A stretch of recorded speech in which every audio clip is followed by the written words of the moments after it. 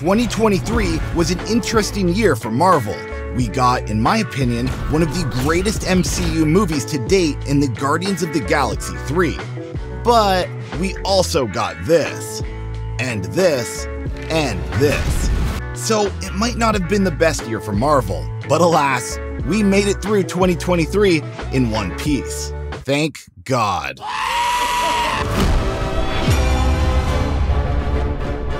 Welcome to A Marvelous Life. I'm Nashology, and today we are looking at the very first MCU movie to drop within 2023.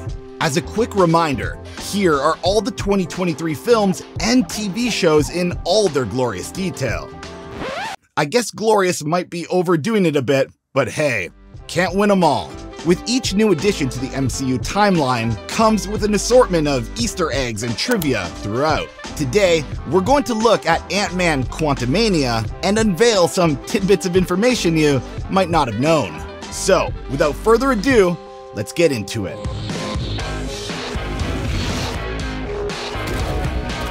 Ant-Man Quantumania was the first MCU outing of 2023, and boy, was it a doozy.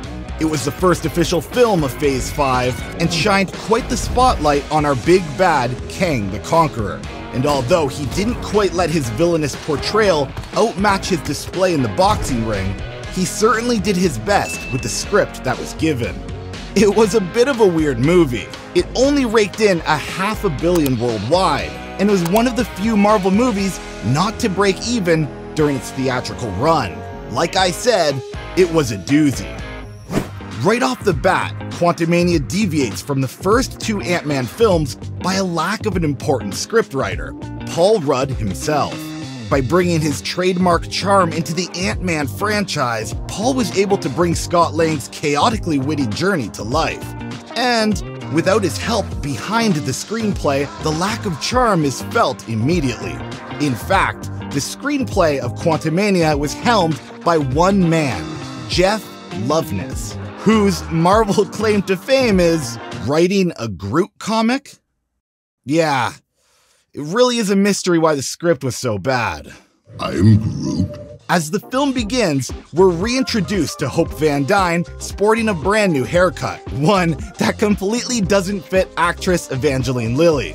As you probably know by now, Hope Van Dyne is the MCU's equivalent of Janet Van Dyne from the comics, the original Avengers member known as the Wasp.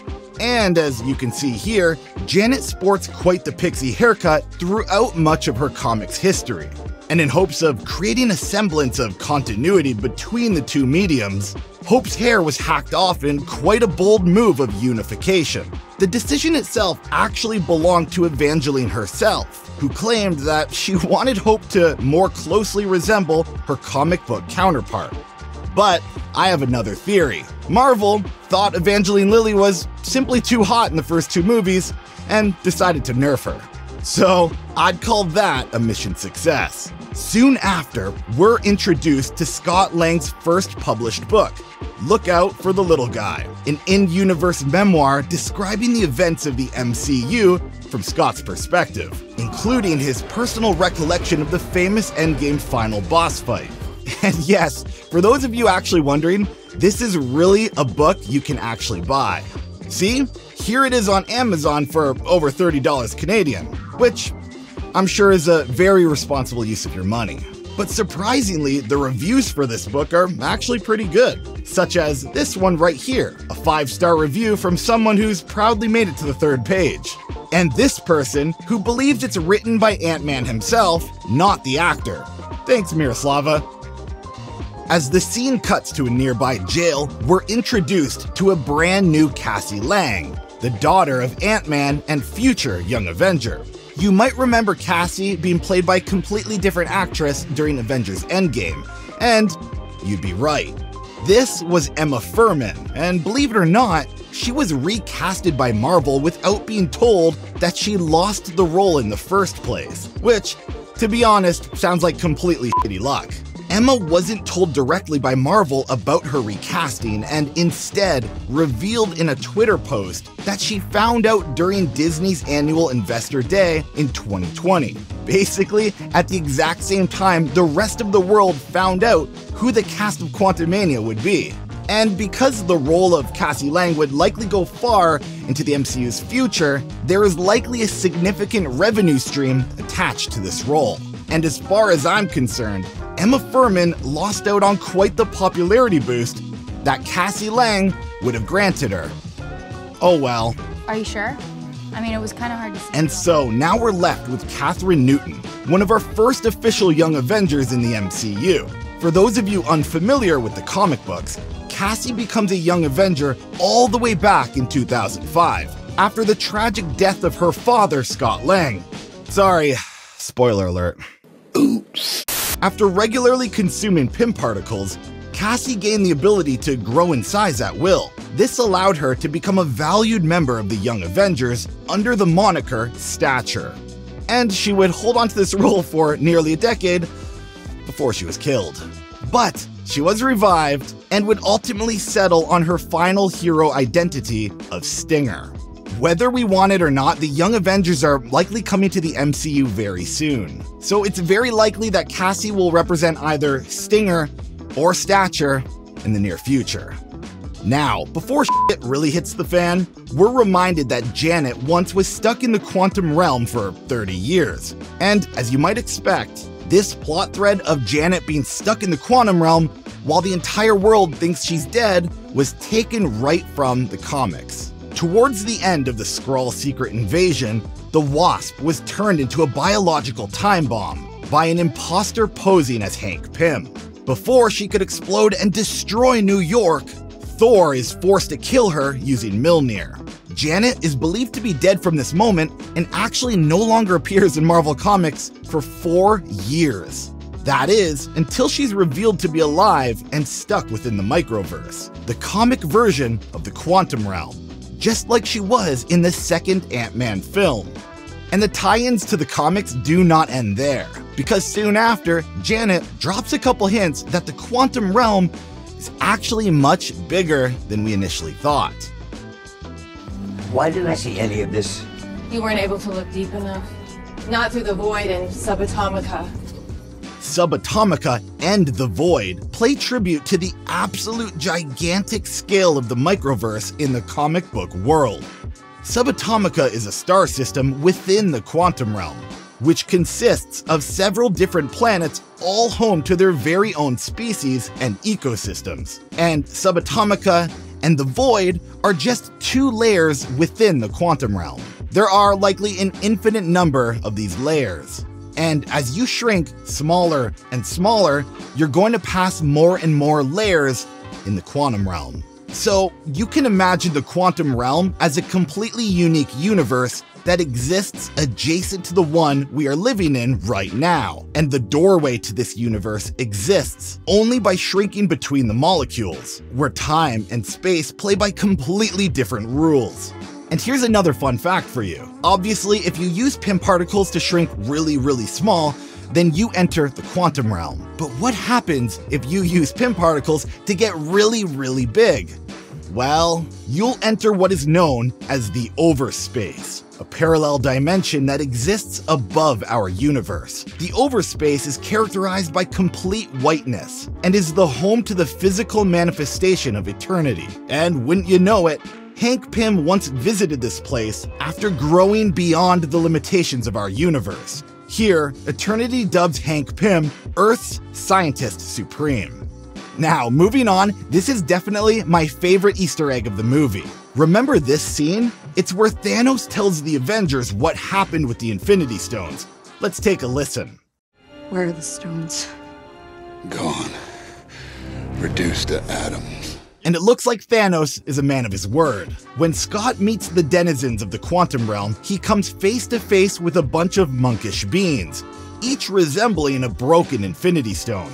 Or, should I say, an atomized Infinity Stone. Believe it or not, this theory isn't that far-fetched, as the Infinity Stones became sentient in the comics as well, after the 2018 event known as Infinity Wars. So, it's very possible that these little glowing fiends are a callback to Thanos' famous line. Now, I can almost guarantee that the Infinity Stones will no longer have a significant role within the MCU. But even so, it's still a cool possibility that these are in fact the stones after they were atomized by Thanos. It's certainly better than a miserable fate as a paperweight. One can only hope. You can read minds? Yeah, and I really wish I couldn't. Everyone is disgusting.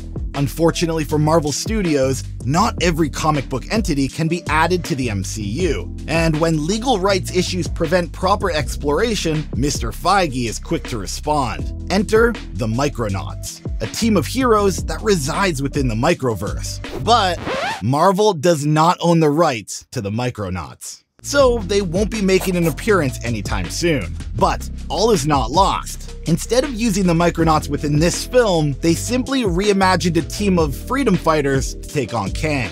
Instead of Arcturus Ran, a low-level telepath and leader of the Micronauts, we have Quaz, also a low-level telepath. We also have a strong female warrior in Jentorra, who was also a member of Rand's 2010 Enigma Force team.